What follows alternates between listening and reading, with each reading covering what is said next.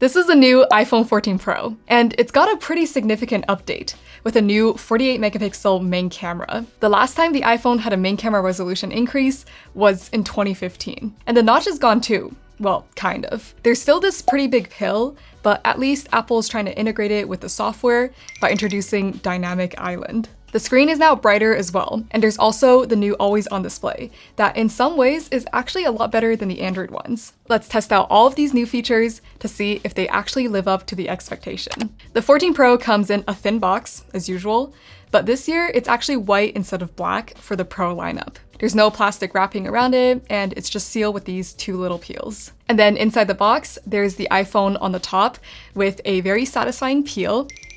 But there's no charger, there's just a Lightning to USB-C cable. This is a satisfying, but pretty bare bones unboxing experience. My first thought about the iPhone 14 Pro is that it looks and feels very similar to the 13 Pro. It's about the same size with a 6.1-inch screen and an ever so slightly thinner bezel. It still has the stainless steel frame with a glass back that's matte. It feels very nice and premium, but it is pretty heavy for a phone of this size. It's actually even heavier than the larger iPhone 14 Plus. But one thing that's noticeably bigger is the camera bump. It's not only bigger, it's thicker too. Seems like it just increases in size year after year. The 14 Pro comes in purple, space black, silver, and gold, and here I've got the purple one, and it looks very nice. But I would say it looks darker in real life than it does on the website, but of course it does depend on the lighting. And just like last year, it has IP68 water and dust resistance. The screen got a pretty major upgrade. It can now go up to 2000 nits. This is much brighter than peak brightness on the 13 Pro, which is 1200 nits, and also the S20 Ultra, which is 1750 nits. And you will definitely notice this extra brightness on bright sunny days. While testing out the S20 Ultra and the 13 Pro, there have been times where I'm outdoors and I could barely see the 13 Pro screen, but I could still see the S20 Ultra screen just fine. And the 14 Pro screen will be even brighter than that. So I think this will be a great upgrade that will be very useful. And other than that, the screen's refresh rate can go up to 120 Hz and down to 10 Hz.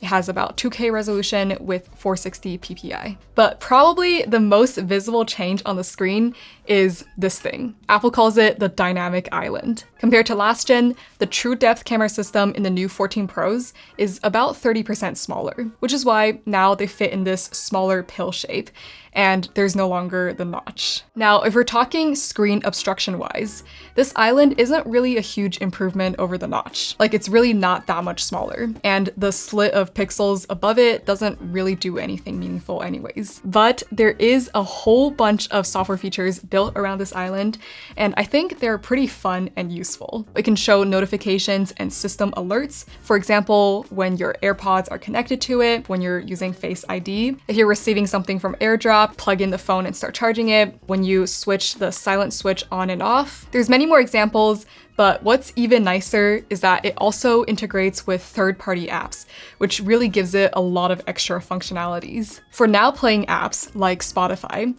once you close out of the app, it'll actually go in the island. And then from there, if you tap and hold on it, you'll bring up the controls. And then you can play or pause the music, as well as skip to the next track. And when you tap away from it, it'll just go right back into the island. The animations are very graceful, and I feel like this is very similar to a widget. Now, iOS doesn't have interactive widgets, but this can be more useful in some ways than an interactive widget, mainly because it's accessible everywhere. For example, for music and timer, no matter what page of the home screen I'm on or which app I'm in, I can quickly tap on the island to bring up the controls. Whereas an interactive widget will still require you to return to wherever it is on the home screen. And other than that, if you just tap on the island, you'll be brought back into the app. And when there's nothing going on, if you tap on the island, it will actually do this bounce animation, which is kind of cute. Before, the notch just kind of took up space, but now the island is more integrated into the software experience, and it does bring some pretty cool features. But this dynamic island is only available on iPhone 14 Pro and Pro Max. It is a shame that this thing isn't coming to all iPhones because I do find it quite useful. But the new iOS 16, which this phone shipped with, is also very cool. The lock screen now offers way more customization options. You can have more than one lock screen to switch depending on whatever mood you're you're in. And for the background, if there's some sort of subject in the picture, you can also add this depth effect and make the subject in front of the clock. I think this looks super cool. And not just that, but now you can add a whole bunch of widgets to your lock screen too. You can add batteries, calendar, clock, fitness, there's a bunch. The time font is also now a lot thicker, which is nice because it makes reading it easier, but you can change the font. There's a few different options. You can also change the color. Before, the lock screen really didn't have much going on, but now this lock screen is super customizable and functional. I really like it. I can't wait to play around with iOS 16 more. I also have some phone cases to unbox, thanks to Humixx, today's video sponsor. I've got a translucent and a clear case. This clear case has a hard PC back and a soft TPU bumper with anti-yellowing to ensure long-lasting clarity. The translucent case has a hard PC back with a nice matte finish and soft silicone edges. Both cases feel great, but they also have raised screen and camera edges, and the corners are specially designed to disperse impact. Each case also comes with 2 screen protectors and 2 camera lens protectors. So with this package, your phone will be very well protected from drops and scratches. Both cases also support wireless charging. They're available on Amazon and the Humixx official website. You can get 20% off right now. I'll have links down below where you can check them out. The very first thing that I noticed about the always on display is that it's really bright, especially when compared to Samsung always on displays. And that is with the Samsung always on display set to the maximum brightness. The time on the iPhone is much easier to see, especially when I'm looking at it at an off angle, which is usually the case when it's just sitting on my desk like this. And unlike Android always on displays, which is typically just completely black with the time and maybe a picture, the iPhone always on display actually shows the dim version of the lock screen wallpaper, which does look very pretty. And if you have a song playing, the album art will show up on here. But my favorite thing is the notifications. Unlike on typical Android always on displays,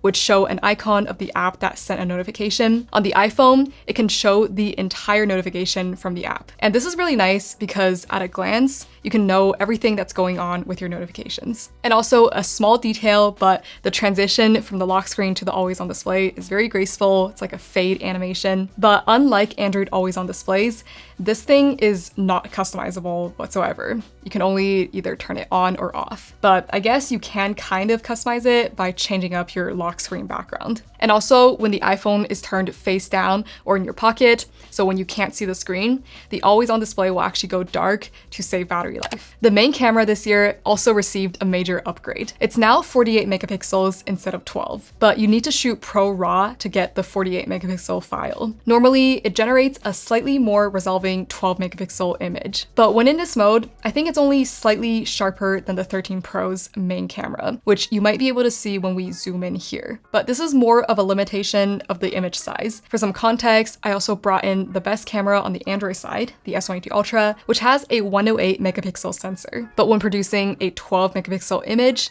it looks about the same in terms of resolution. The 14 Pro now also has a built-in 2x zoom option, and its higher resolution sensor really does shine here. Compared to the 13 Pro, it is a lot more detailed, which you can see in the text here. And when it comes to the 3x telephoto lens, even though it's likely the same lens and sensor as last year, the processing seems to have improved. There's a bit more detail in these smaller text here, and it is more detailed than the 10 megapixel telephoto lens on the S22 Ultra. There is a new set of sensor and lens for the ultra-wide that's supposed to be able to gather more light. But in standard conditions, I think it looks pretty similar to last year. And honestly, I feel like it still looks quite a bit worse than the main lens. As you can see, the tree leaves are clipped to black here, and this really isn't that challenging of an environment. But when it comes to macro, it's pretty similar, but the new one does have a shallower depth of field. You can see the leaves behind the flower just going out of focus a bit more. This year, there's also a new selfie camera that autofocuses, but it still has a pretty deep depth of field, so all the stuff in the background here are still mostly in focus. This is one area where I think the S22 Ultra does dramatically better. It has a nicer out of focus background and much better skin tone. And this is the case in lower light too.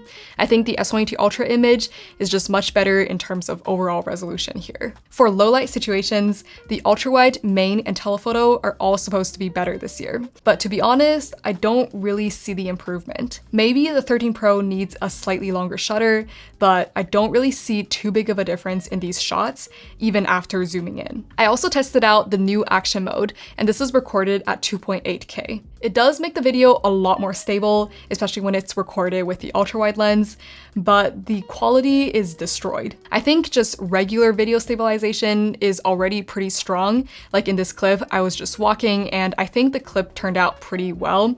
So I probably wouldn't use action mode unless absolutely necessary. The action mode quality really is a lot worse than the regular video quality. And here is the cinematic mode. It's not a new feature, but this year it can go all the way up to 4K, which is great.